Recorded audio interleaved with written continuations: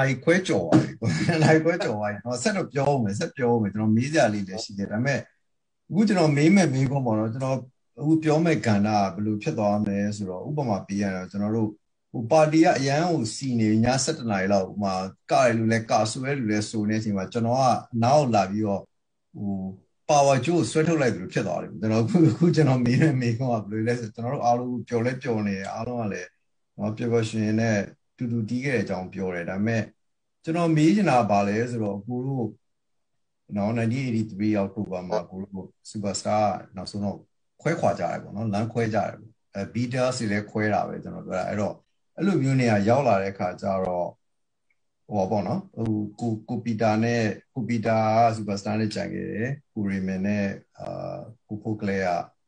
ထွက်သွားတယ်ပေါ့နော်ဆိုတော့အဲ့နေရာလေးကိုအခုကျွန်တော်တို့နှစ်ပေါင်း30ကျော်ကြာမှကျွန်တော်တို့ဒီလိုပြန်ပြောတဲ့အခါမှာကျွန်တော်သိချင်တာကတော့နော်အဲ့တုန်းကတော့ဟိုဆုံးဖြတ်ချက်တွေချကြတယ်ပေါ့နော်ဒါပေမဲ့လည်းအခုနှစ်ပေါင်း30ကျော်ကြာပြီးပြန်ကြည့်တဲ့အခါကျတော့ကိုတို့ဘယ်လိုခံစားရလဲပေါ့နော်ကျွန်တော်ကအဓိကတော့ခံစားချက်ပိုင်းအနေနဲ့ကျွန်တော်မေးချင်တာပါနော်ကျွန်တော်ပြောတာဟာဘာကြောင့်လဲဘယ်သူကြောင့်လဲအဲ့လိုမျိုးမရည်ရွယ်ပါဘူးဘာလို့ဆိုတော့ကျွန်တော်ကိုတို့အားလုံးကိုလေးစားတယ်ကိုတို့လည်းဟိုဖြစ်ချင်မှာမဟုတ်လို့ကျွန်တော်ဟိုထင်တယ်လေနော်ဘယ်သူမှတော့ခွဲခွာခြင်းဆိုတော့မကြိုက်ကြဘူးနော်အဲ့တော့ကျွန်တော်ကိုဖိုးကလေးကစကားနေဒီနေ့တော့သိမနေဘူးအဲ့တော့ကိုဖိုးကလေးကိုကျွန်တော်စမေးပဲကိုဖိုးကလေးနဲ့ကျွန်တော်စမေးပြီးကိုပီတာနဲ့စုံမယ်ပေါ့နော်ဒီ topic လေးပဲအဲ့တော့ကျွန်တော်ကိုဖိုးကလေးကိုအဲ့ဒီမှာကျွန်တော်တို့ဒီလိုမျိုးသွားပြီးရဲ့အခြေသွားခင်ရပဲဖြစ်ပေါ့နော်အဲ့ဒီကကိုယ့်ရဲ့ခံစားမှုလေးပေါ့နော်ဘယ်လိုမျိုးအဲ့ဒီ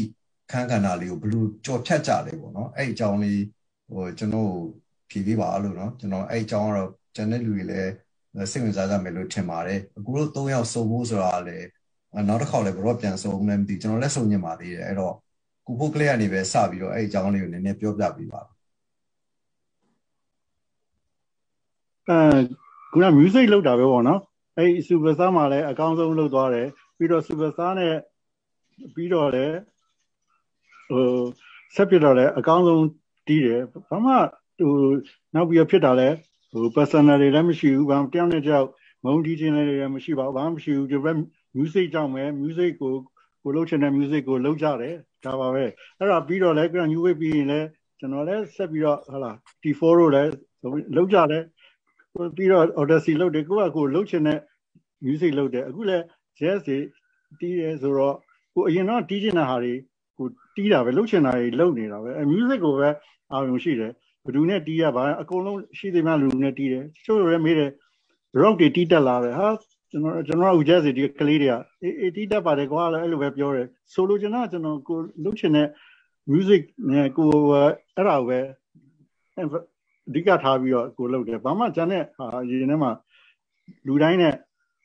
ရှိသမျှလူတွေပေါ့ကျွန်တော်ကအနောက်ကနေပြောလို့ပေါ့ပြောမယ်ဆိုရင်တိုက်ကင်သမားတွေပေါ့နော်ဟိုဘောလုံးဖွဲ့မှာဆိုဘက်ကလူတွေပဲနောက်နေပြီးတော့တောင်းတင်းနဲ့ခံပြီးတော့လုပ်တယ်အရှိကလှုပ်ချင်တဲ့လူတွေလိသမားတွေအရှိကနေဂိုးသွင်းကြပေါ့ကျွန်တော်တို့အနောက်ကနေပြီးတော့တောင်းတင်းနဲ့လူတိုင်းအောင်ကျွန်တော်တို့ဟိုလုပ်ပေးတယ်ပြောလို့လိသမားတွေဆိုလည်းအကုန်တီးဘူးတယ် the race မှာလည်းကိုယ်စတင်တီးဘူးတယ်ပြောလို့ဒီ L မှာတီးဘူးတယ်ကိုသိန်းတန်လည်းတီးတယ်အကုန်လုံးသူတို့အရှိမတီးကြဇော်မျိုးထွတ်ရှိတယ်တီးကျင်တဲ့လူအခုနောက်ဆုံးအထိတပေါ့လူတွေအားလုံးကိုကျွန်တော်ကဘက်ကနေလုပ်ပေးတယ်ဘာမှဟိုအဲ့ရနေရောဘယ်နေရာဘယ် point မှာလမ်းခွဲသွားတယ်တော့မရှိဘူးဒီတစ်ဖွဲ့တည်းဒီလိုဟိုဖြစ်တာမဟုတ်ကိုလုပ်ချင်တဲ့ music ကိုလုပ်လိုက်တာဒီတစ်ခုပါပဲဘာမှကျောင်းနေတဲ့ဘာမှမဖြစ်ပါဘူးအဲ့ဒါပဲ okay ကျေးဇူးတင်တယ်ကိုဘာပြောနော်ဟို music အဓိကပါကိုလည်းအခုဆိုရင်လက်ရှိဆိုလည်းကျွန်တော်တတိထားမိတာပေါ့နော်အဲ့ဒီ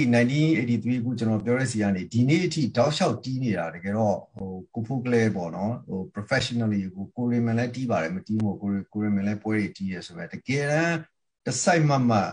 superstar တွေခုနောက်ဆုံး jazz band တီးတောက်လျှောက် professionally တီးနေတာဒါကိုဖိုးကလေးပဲပေါ့နော်ကိုဖိုးကလေးပဲပေါ့နော်အဲ့လိုမျိုးဆိုတော့အဲ့ဒါတခုတော့ကျွန်တော်ရန်လေးစားပါတယ်ပြောရင်ဟိုဒီများတွေထင်မှာတော့ပေါ့ကျွန်တော်ဟာနိုင်ငံခြားဘယ်တော့ပြန်လာလဲဘယ်တော့မှနိုင်ငံခြားမှာပေါ်မတီးပါဘူးဗမာပြည်မှာပဲတောက်လျှောက်တီးနေပါတယ်လို့အဲ့ဒါပြောချိုးတာဘယ်တော့ပြန်လာတီးတယ်ဘယ်မှမတော်ဘူးကျွန်တော်ဘယ်နိုင်ငံမှမတော်ဘူးလေဘက်ကလွယ်ပြီးတော့ကျွန်တော်နော်အဲ့ဒါလေးပေါ့ကျွန်တော် ဒီအဲ့လိုပဲပမာမျိုးပဲတီးနေတာပဲโอเค music ကိုချစ်မြတ်လို့ရလို့ဟုတ်ကဲ့ကျေးဇူးပါကိုရီမန်လည်းကိုရီမန်နည်းနည်းကိုရီမန်အဲ့ဒါပြီးတော့ new wave ဆက်တီးပေါ့နော်ဒါပေမဲ့ကိုရီမန်87နဲ့ထွက်သွားဆိုတော့ကို looking back အဲ့အချိန်လေးအကြောင်း83ကနေ87အကြောင်းလေးကိုမှတ်မိတာလေးကျွန်တော်တို့ ਨੇ share လုပ်ပြီးပါဟုတ်ကဲ့ကျွန်တော် superstar ကဘာဖြစ်လို့လမ်းခွဲသွားလဲဆိုတဲ့မိကုံးကရှိနေတော့ကျွန်တော်အဲ့ဒါလေးကိုနည်းနည်းလေးရှင်းအောင်တော့ပြောပြဖို့လိုမယ်လို့ထင်လို့ပါဟုတ်ကဲ့ကျွန်တော်တို့အဲ့ဒီတော့ကျွန်တော်တို့ဒီ superstar တက်တန်းကအဲ့ဒီမှာ10နှစ်လောက်ရှိသေးပြီကျွန်တော် memory မှာတော့ superstar 10နှစ်ကြာခဲ့တယ်ကျွန်တော် superstar နဲ့10နှစ်တီးခဲ့တယ်စ local talent ကစတာပေါ့နော်ဆိုတော့ကျွန်တော်တို့အမြဲတမ်းဥပဒေ studio မှာကျွန်တော်အမြဲသွင်းတယ်ကျွန်တော်တို့ quality ဒီအမြဲတမ်းဒီ quality ပဲကျွန်တော်တို့ကကျွန်တော်တို့ superstar ကိုငှားရင်ဒီလက်တန်ထွက်မယ်ဆိုတာကိုဆိုတော့လည်းသိတယ် producer လည်းသိတယ်ဆိုတော့ဒါကိုလက်ခံတဲ့အစိတ်ပိုင်းကဘာမှပြဿနာမရှိဘူးဒါပေမဲ့ဘာတွေပြန်ဖြစ်လာလဲဆိုတော့နည်းနည်းကြာလာတဲ့အခါမှာတချို့ဆိုတော့နဲ့တချို့ producer တွေကဘာပြောလဲဆိုတော့ဟိုဘက်မှာ studio အသစ်တွေစပြီးပေါ်လာနေပြီတဲ့ May Studio, Lin Studio, Oasis ဘယ်သူကအရင်တည်းတော့ကျွန်တော်မမှတ်မိတော့ဘူးဆိုတော့အဲ့လိုတွေပေါ်လာတဲ့အခါမှာငါတို့ host studio မှာသွားသွင်းရင်မင်းတို့ superstar ရဲ့လက်တံကတမျိုးပြောင်းမယ်လို့ငါတို့ထင်တယ်တဲ့ဆိုတော့ပစ္စည်းကြောင့်ပေါ့နော်ပစ္စည်းမတူဘူး atmosphere မတူဘူးသုံးတဲ့recording equipment မတူဘူး microphone တွေမတူဘူးဆိုရင်မင်းတို့လက်တံလေးကတမျိုးပြောင်းသွားမယ်လို့တချို့ကအမြင်နဲ့လူရှိတယ်ပေါ့နော်အဆိုသမားတွေရော producer သမားတွေရောဆိုင်နေရအောင်ပေါ့အဲ့လိုမျိုးလာပြီးတော့နားထဲကိုလာသွင်းတဲ့ idea လေးတွေကရှိလာတာပေါ့နော်ရှိကြတော့ကျွန်တော်တို့ဒီကျွန်တော်ဥပဒေအိမ်မှာပဲအမြဲတမ်းတို့သွင်းတဲ့လက်သံဒီ is perfect ပါကျွန်တော်တို့ perfect ကျွန်တော်တို့အနေနဲ့ဘာမှဒါကိုစောတကမတက်တော့လဲသို့တော်လည်းအဲ့လိုမျိုးလာပြီးတော့ဘေးကနေလာပြီးတော့အကြံဉာဏ်ပေးတဲ့ဒီအဆိုတော်တွေနဲ့ producer တွေကကျွန်တော်တို့ကိုအမြဲတမ်းလာပြီးတော့ပေးနေတာပေါ့နော်ဒီလေးအမြင်လေးတွေလာပေးနေတာပေါ့ဆိုပါစို့အဲ့ဒီအချိန်မှာအကုန်လုံးက studio တွေမှာရှောက်ပြီးတော့တီးကုန်ကြပြီဆိုပါစို့အဲ့ဒီကရှိတဲ့ wine တွေအားလုံးပေါ့နော် Playboy LPJ Aces E Machine Success ရှိပါသေးတယ်တခြား wine တွေအများကြီးသူတို့ကwine studio 10ခုရှိ10ခုစုံမှာတွင်းကြတယ်ဆိုတော့အဲ့လိုတွင်းတဲ့အခါမှာသူတို့ရဲ့feedback တွေလည်းကြားရတာပေါ့နော်ဒါပေမဲ့အဲ့တော့အဲ့လိုမျိုးလာပြီးကျွန်တော်တို့ idea တွေပေးတဲ့အဆိုတော်တွေနဲ့ producer တွေရှိလာတဲ့အခါမှာကျွန်တော်တို့ကလည်းokay ငါတို့ရှင်းတဲ့ down လုပ်ထားပြီးတခြား studio မှာတွင်းရင်ဘယ်လိုများဖြစ်မလဲဆိုတာကျွန်တော်တို့လူကလည်းလူငယ်ဆိုတော့ကျွန်တော်တို့ကလည်းစူးစမ်းကျင်တဲ့အချိန်ဖြစ်တော့ကျွန်တော်တို့ကအဲ့လို idea မျိုးလေးတွေကိုကျွန်တော်နည်းနည်းတယောက်ပြောလာကြတာပေါ့နော်ပြောလာကြတဲ့အချိန်မှာစမ်းကြည့်ကြမလားပေါ့နော်အဲ့ idea နဲ့ကျွန်တော်တို့ကပြီးတော့တဝိုင်းတော့ပြီးတော့ကျွန်တော်တို့ကအကြံပြုတာပေါ့ပြုလိုက်တဲ့အခါမှာတော့ပီတာအနေနဲ့ကစဉ်းစားတော့ပီတာဒီ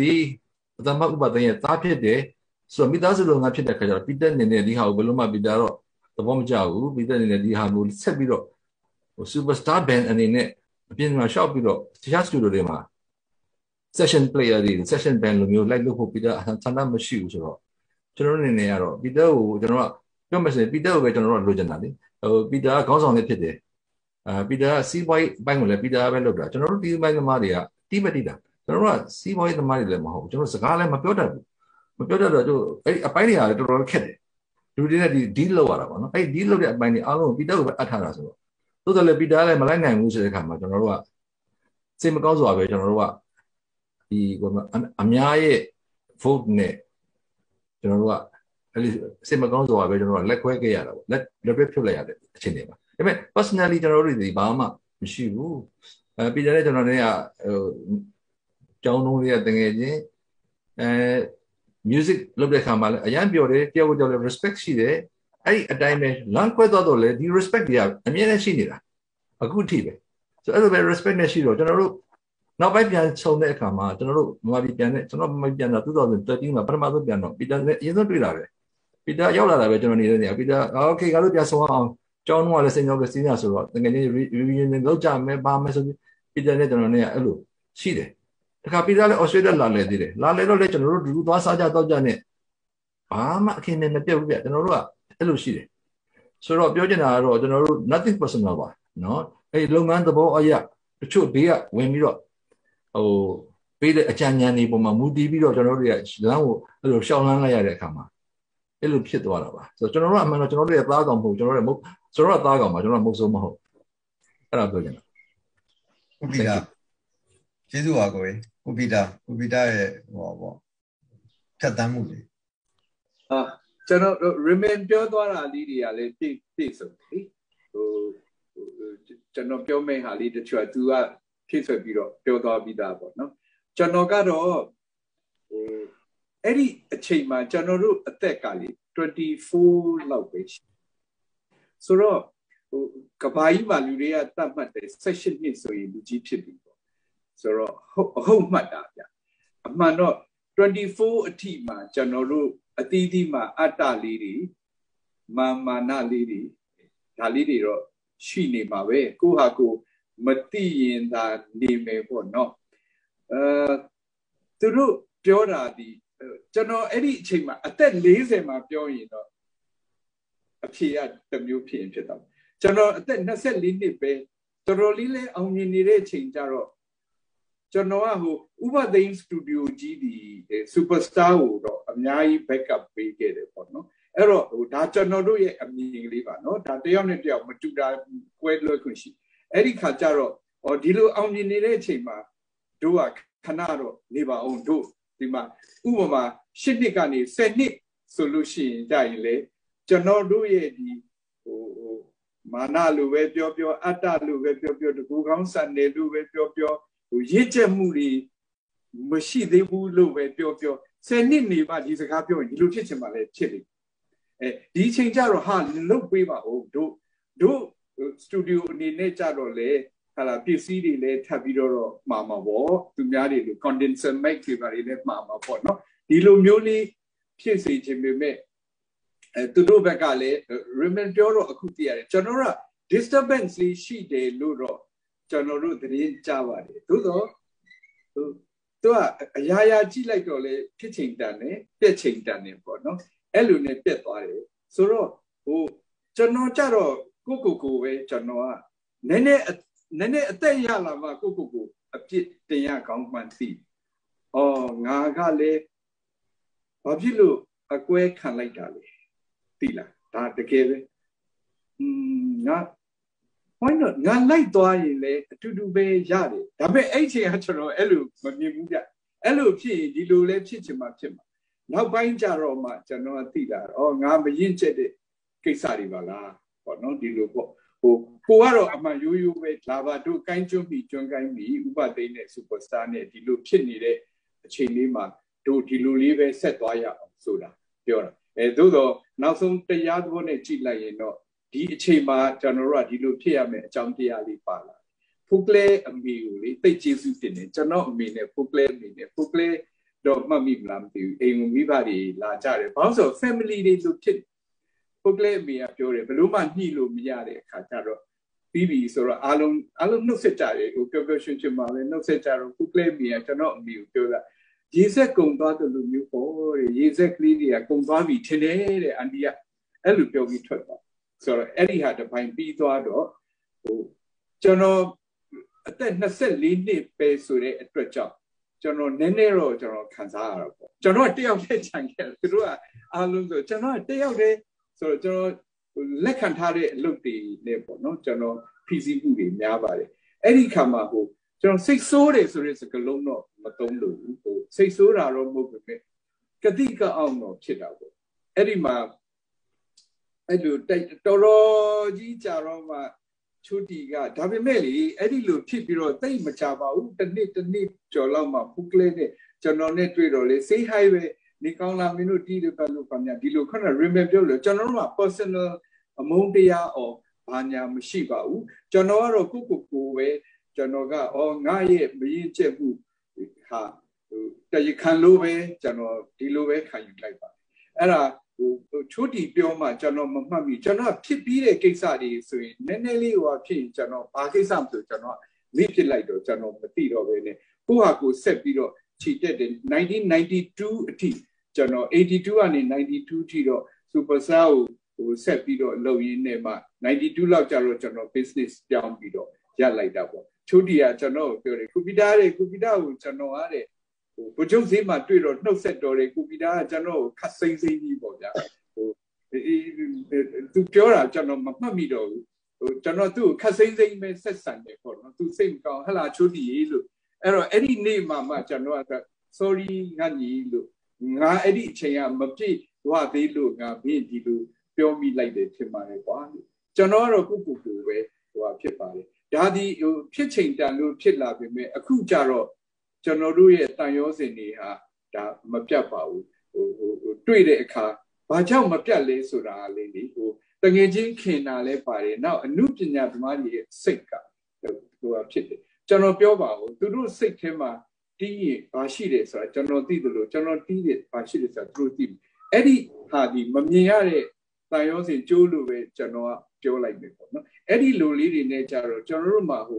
တယောက်နဲ့တယောက်အဖြစ်မြင်တယ်လို့မဖြစ်ဘူးကျွန်တော်ကတော့တယောက်ထဲကြံခဲ့တဲ့အတွက်ကြောင့်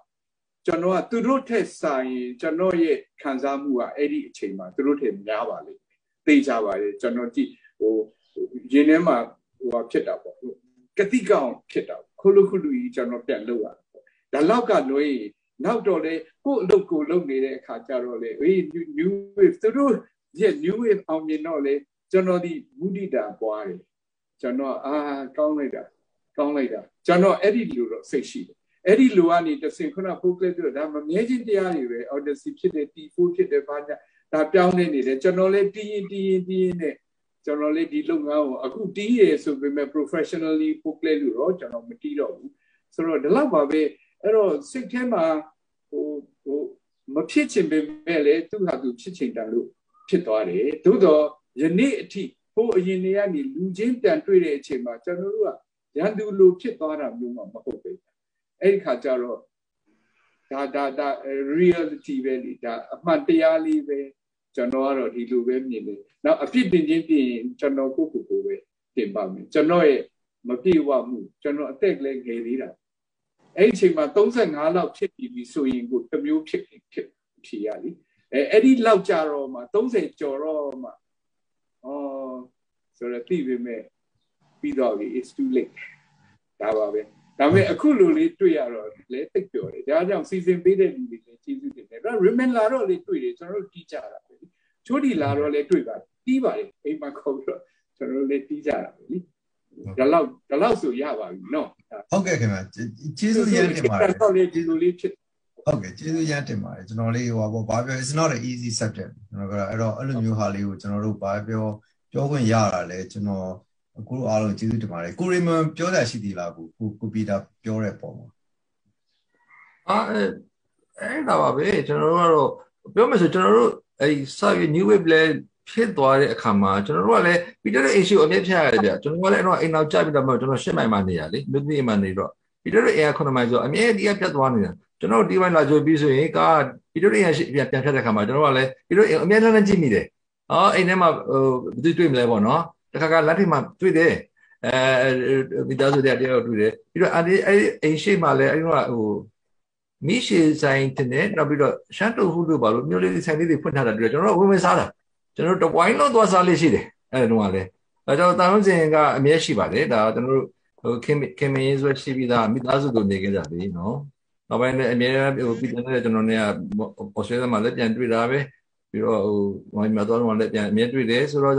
နောက်ဥပြန်ပြီးတော့ reunion music တီးဖို့အကြောင်းဖန်လာမယ်ဆိုတော့ကျွန်တော်ကတီးဖို့အစနစ်ပဲဘာလို့ဆိုတော့ကျွန်တော်ကသိညှိဖို့လူတွေမဟုတ်တော့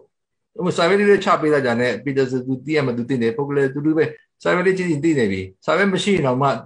နားထောင်ပြီးတော့ကျွန်တော်ကတယောက်အကြိုက်ကိုတယောက်လိုက်ပြီးတော့တီးလို့ရတဲ့နေထားမှာရှိမှာပါနော်music ကတော့အဆက်ပြတ်သွားတာတယောက်မှမရှိပါဘူးပီတာလည်းအခုဒီမှာ drum set တွေပဲလုပ်မယ်ပြောတာကြားတယ်ရှိတယ် music လဲနားထောင်တယ်drum set ပတ်သက်တဲ့အခုချိန်တော့rudiment တွေပါတွေတော့ငယ်တော့ကတော့မရတော့ဘူးသို့တော့feeling နဲ့ mood နဲ့ကတော့လာပါတို့တီးမယ်ရတယ်ပြင်ဆင်ထားတယ်လည်းရှိတယ်နားထောင်တဲ့အင်အားကတော့ငယ်တော့တဲ့တောင်ပို့ပြီးတော့များလာ YouTube တွေကရှိနေတဲ့အခါကျတော့ကြိုက်တဲ့ music ကိုနားထောင်လို့ရတယ်အခုခေတ်ကတော့သိကောင်းအဲ့တော့ပြန်တော့စုံပြီးတော့reunion or whatever ပါဒီပေါ့ဟုတ်ကဲ့နောက်ဟိုလေးကိုတော့1986မှာစတယ်ဆိုတော့တကယ်တမ်းနောက်4နှစ်ကြာရင်ကိုတို့250ပြီပေါ့ဒါ superstar ရွှေ YouTube ပေါ့နော် 50th anniversary ဆိုတော့ဘာပြောအဲ့ပွဲလေးတော့မြန်မာပြည်မှာပေါ့နော်ကိုလို superstar reunion လေးလုပ်ခွင့်ရမယ်လုပ်ကြမယ်ဆိုရင်တော့ stage show လေးတစ်ခုလုပ်မယ်ဆိုရင်တော့ကျွန်တော်လည်းကြည့်ကြပါတယ်အားလုံးပေါ့နော်ပြည်သက်တွေလည်းဘာပြော reunion ကဖြစ်ခဲ့တယ်မှာကိုဘာပြော50 years ဆိုတာနည်းနည်းတော့မဟုတ်ဘူးအဲ့တော့အဲ့ဒီပွဲလေးကိုလိုအဆင်ပြေအောင်လုပ်ပေးပါလို့ကျွန်တော်တို့ကလည်းတောင်းဆိုပါတယ်အဲ့ဒါလေးအဲ့တော့နောက်ဆုံးအနေနဲ့ပေါ့နော်ကိုကျွန်တော်လည်းဆက်တော့ပြောချင်သေးတယ်ဒါပေမဲ့အချိန်တိုင်းတာရဆိုရင်အခု3နိုင်ခွဲသွားပြီဆိုတော့ကျွန်တော်ဟောပေါ့နော်ကိုတို့ကိုအားလုံးကိုနှုတ်ဆက်စကားပေါ့နော်ကိုဗာပြောချင်လဲကိုရဲ့ live ဟောပေါ့ကိုရဲ့အတွေ့အကြုံတွေအရာပဲဖြစ်ဖြစ်ဒီအခုလာတဲ့နော်ကြည်နေတဲ့လူတွေကိုကိုအမှတ်တရစကားလေးပြောပေးခဲ့ပါလို့နော်အဲ့ဒါပြီးရင်တော့ကျွန်တော်ကျေးဇူးတင်စကားပြောပြီးရင်ကျွန်တော်တို့ရဲ့အစီအစဉ်လေးကိုရန်နာခွင့်ပြုပါလို့နော်အဲ့တော့ကျွန်တော်အရင်ဆုံးကိုဖို့ကလေးကိုကျွန်တော်တောင်းဆိုပါတယ်ကိုအားလုံးအမှတ်တရစကားလေးကိုအားလုံးကိုနှုတ်ဆက်စကားလေးပြောပေးပါလို့ကိုဖို့ကလေးဟုတ်ကဲ့အားလုံးကျေးဇူးတင်ပါတယ်နော်ဟိုစီစဉ်တဲ့လူတွေလည်းအားလုံးကျေးဇူးတင်တယ်ကျွန်တော်တို့3ယောက်ကိုလည်းဟိုခေါ်ပြီးတော့ကျေးဇူးတင်ပါတယ်ဟို music ရပြောရင်တော့ဟို3နိုင်ခွဲလဲလောက်မှာမဟုတ်ဘူး31ရက်လဲလောက်မှာမဟုတ်ကျွန်တော်တို့ကပြောမှာကျွန်တော်ဘွားအကြောင်းဆိုလဲ music အကြောင်းဆိုပြောရင်အခုလည်းကျန်တာတွေအများကြီးရှိသေးတယ်ဒီမှာလည်းပြောချင်တာအများကြီးရှိမယ်ပီတာလည်းရှိမယ်နားထောင်တဲ့လူတွေလည်းမေးချင်တဲ့မေးခွန်းတွေအများကြီးရှိကုန်နော်ဒါပေမဲ့လည်းကျွန်တော်ပြောလို့အချိန်ရတာနဲ့အခုလိုဒီခေတ်မှာဒီလိုဟလာ online မှာတွေ့ခွင့်ရတဲ့ဟာအဲ့ဒါတွေအရင်ကျေးဇူးတင်တယ်ဟိုလုပ်ပေးတဲ့ဟလာစီစဉ်တဲ့လူတွေအားလုံးလည်းကျေးဇူးတင်တယ်နောက်တစ်ခါပြန်တွေ့ဖို့တော့ညှော်လင့်တယ်ပေါ့နော်ကျေးဇူးပါကျွန်တော်လေးဟိုကိုရိုနာဟိုပေါ့နောက်တစ်ခေါက်လည်းထပ်တွေ့ကြမှာသေးတယ်အခုဆိုပြောရတာအားရတယ်ပေါ့နော်ကျွန်တော်တို့ဒီ elf အကြောင်းကိုသိချင်မှပြောလိုက်ရအောင်နော် elf အကြောင်းကိုအစအဆုံးအဖွဲ့နော်ကျွန်တော်ပြောသူအဖွဲ့3ဖွဲ့ရှိရဆိုတဲ့အကြောင်းနော်ကိုရေဂျီတို့ကိုဗစ်တာတို့Victor Rush တို့ကိုဇီယာတို့နဲ့စတာနေနောက်ဒုတိယနံပါတ်2မှာကိုပီတာတို့ကိုအန်ဒရူးကောင်းတို့ရောက်လာတယ်နံပါတ်3မှာကျတော့ဟိုတော့ပီတာပေါ်တို့ဂေါ်ဒန်ပေါ်တို့ရောက်လာတယ်နောက်ဆုံးတက်ကကိုရီမန်နဲ့ကိုဖိုကလက်ပေါ့နော်ဆိုတော့အဲ့လိုမျိုးအစစ်စစ်သွားတဲ့ဟာလေးကျွန်တော်တို့ပြောချင်သေးတယ်ဒီ elf နောက်ကွယ်ကနော်ပံ့ပိုးတဲ့လူတွေသူတို့တွေနော်ခုနကပြောကို Ricky Lat တို့Darlington တို့အများကြီးရှိရဆိုကျွန်တော်တို့နောက်တစ်ခေါက်တွေ့ရင်အဲ့လို topic လေးကိုနည်းနည်းချုပ်လိုက်အောင်နော်ဒီတစ်ခေါက် elf အကြောင်းပဲပြောကြမယ်ဆိုရင်အဲ့လိုမျိုးဆိုရင်နည်းနည်းပေါ့နော်ပို့ပြီးတော့လဲဟို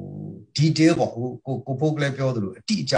ဟိုအသေးစိတ်ပြောလို့ရမယ်เนาะအခုဒီတစ်ခေါက်ကတော့ကျွန်တော်ကြေပြတ်နေပေါ့เนาะအများကြီးကျွန်တော်နှစ်ပေါင်း20 30ကျွန်တော်တို့ cover လုပ်ရတာပေါ့เนาะအဲ့တော့အဲ့လိုမျိုးလုပ်ချင်ပါတယ်နောက်တစ်ခေါက်ကျွန်တော်ထပ်တွေ့ချင်ပါသေးတယ်အခုဆိုရင်လည်းကျွန်တော်တို့ဟိုเนาะတွေ့လို့ရသွားပြီစကားလည်းပြောလို့ရှိသွားပြီဆိုရင် maybe တစ်လနှစ်လတစ်ခါလောက်နောက်တစ်ခေါက်ပြန်တွေ့ပြီးတော့ဒီတစ်ခေါက်တော့ elf အကြောင်းပြောကြမယ်အဲ့လိုမျိုးလေးကျွန်တော်လုပ်ချင်ပါတယ်လို့เนาะအဲ့တော့အခုဟိုပေါ့ကိုပီတာပြောတာကျွန်တော်နှုတ်ဆက်စကားလေးအမှတ်တရလေးကိုရီမန်နဲ့အဆုံးသတ်ပဲပေါ့เนาะဟုတ်ကဲ့အဲ့တော့ဟိုအခုလိုဟိုဒီလိုတွေ့ဆုံပွဲလေးဖြစ်အောင်စီစဉ်ပေးသူတို့တူပဲအခုလိုကျွန်တော်တို့ရဲ့ဟို Zoom မှာတွေ့ဆုံပွဲလေးကိုတက်ရောက်နားဆင်အားပေးတဲ့သူတွေအားလုံးကိုနံပါတ်1ကျေးဇူးတင်ပါတယ်နှစ်2022မှာစိတ်ချမ်းသာကိုကျမ်းမာစွာနဲ့ဘဝခီးကိုအသီးသီးဆက်နိုင်ကြပါစေဒီလိုလေးဆုတောင်းပါတယ်ပြီးတဲ့အခါကျတော့ဟိုပြောမယ်ဆိုရင်ခုနပြောသလိုပဲပုတ်ကလေးပြောသလိုပဲကျွန်တော်တို့က3နာရီခွဲလဲလောက်မှာတော့မဟုတ်ဘူးသို့တော့ဟိုရတဲ့လောက်ကလေးကိုကျွန်တော်တို့ပြည့်စုံနဲ့ဖြစ်သွားတယ်နောက် superstar ဆိုတဲ့ဘယ်အနေနဲ့အထားကိုအခုခေတ်ဟိုကျွန်တော်တို့ contemporary နဲ့ရှေ့10နှစ်နောက်10နှစ်လောက်ပဲသိမှာပေါ့အခုခေတ်ကလေးတွေကတော့ဒီနေ့ပွဲကိုလည်းသူတို့နားထောင်ခြင်းမှလည်းနားထောင်မိမယ်နားထောင်ဖြစ်တဲ့လူဘုဟုတုတအနေနဲ့လည်းရှိပဲပေါ့ဘယ်လိုပဲဖြစ်ပါ superstar ဆိုတာကို record လေးတစ်ခုမှတ်တမ်းလေးတစ်ခုရအောင်ဒီ real superstar တွေတဲ့ပတ်သက်တွေက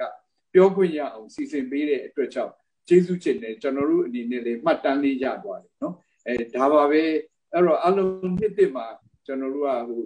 ပျော်ပျော်ရွှင်ရွှင်နဲ့နှစ်တစ်ကိုခီးဆက်နိုင်ကြပါစေပေါ့ဒီလိုပဲဆုတောင်းပါတယ်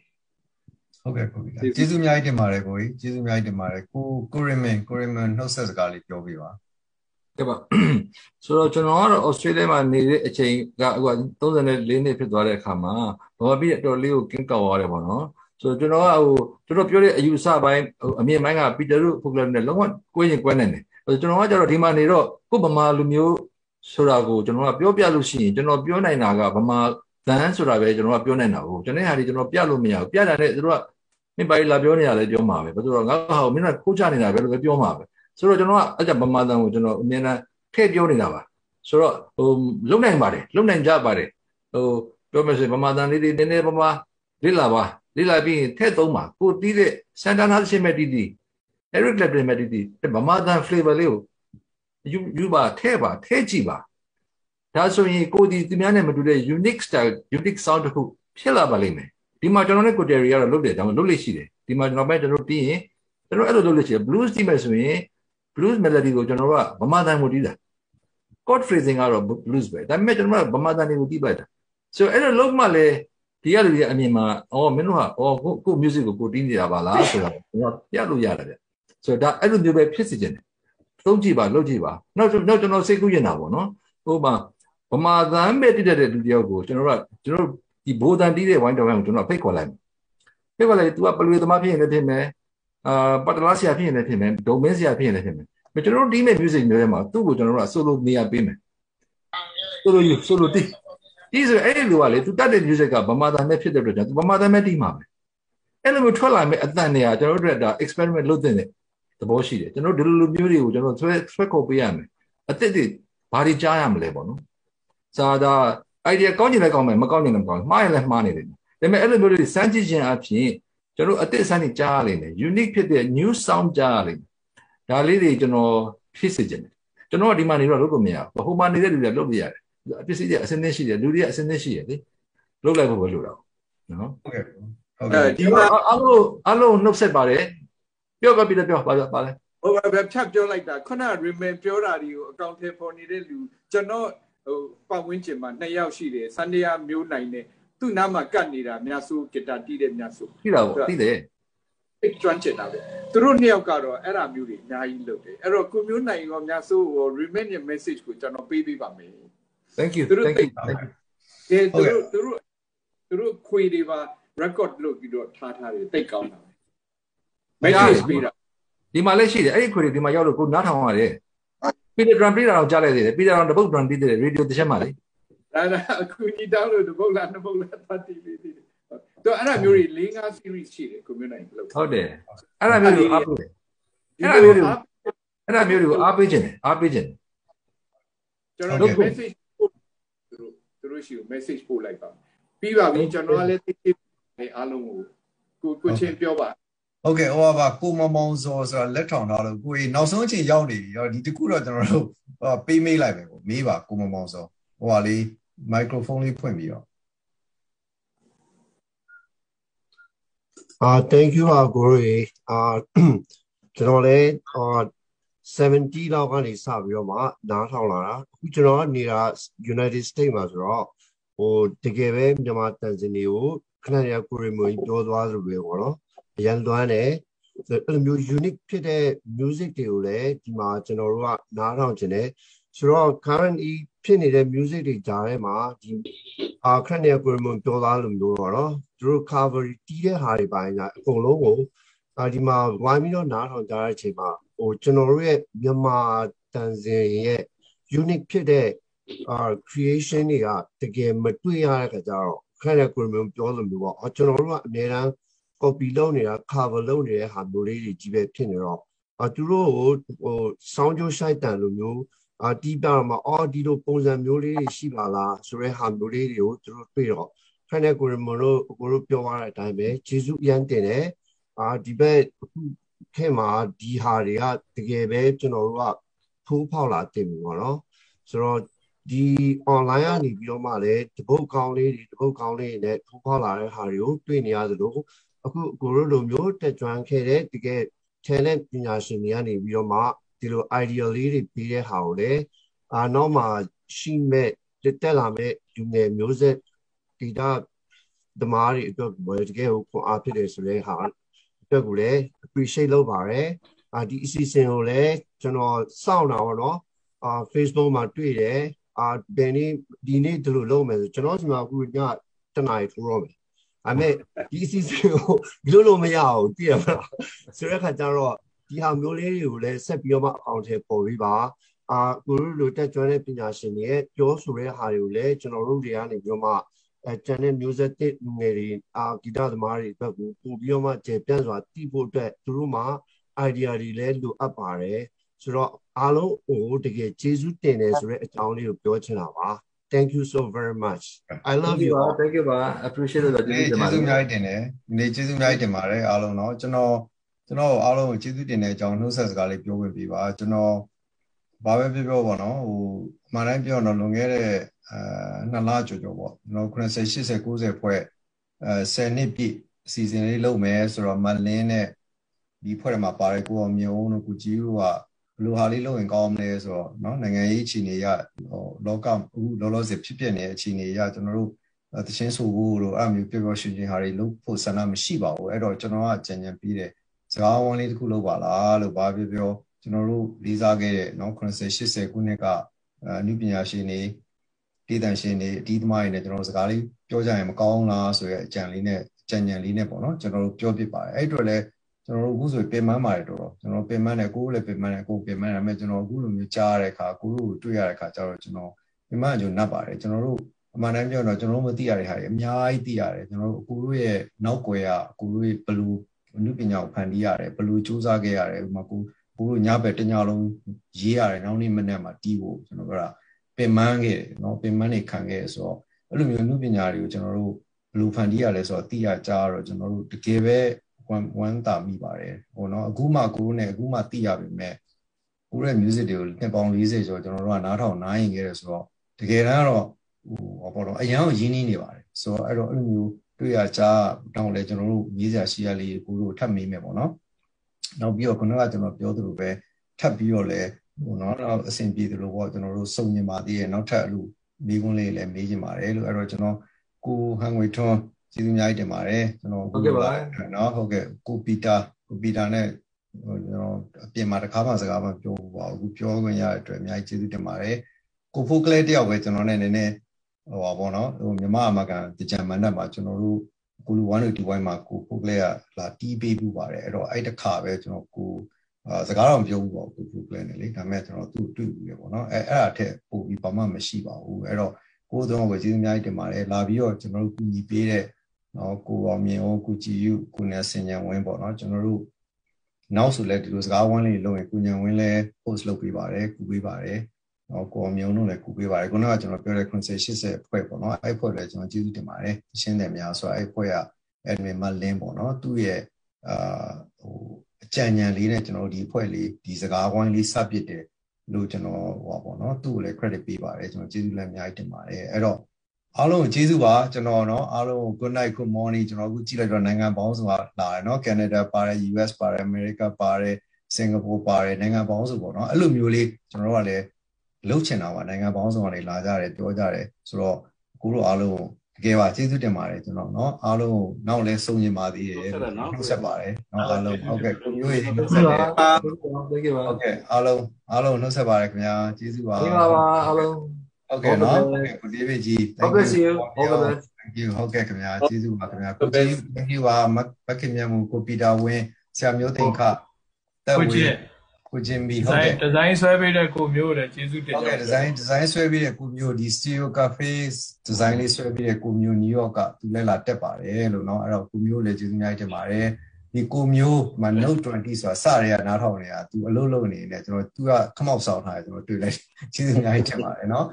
ကိုထိန်ဝင်းကျေးဇူးတင်တယ်မနေ့ဖွင့်ကျေးဇူးအများကြီးတင်ပါတယ်အားလုံးကျွန်တော်တယောက်ချင်းကျေးဇူးတင်ပါတယ်ကို Redmi တဲ့ဒီမှာဘယ်လိုလဲတော့မသိဘူးเนาะအားလုံးကျေးဇူးပါလို့เนาะ good night ပါအားလုံးနောက်လည်းတွေ့ပါ good night ပါဟုတ်ကဲ့ကျွန်တော်ရက်ခွင့်ပေးပါเนาะဟုတ်ကဲ့ကိုကြီး good night ပါ good morning good night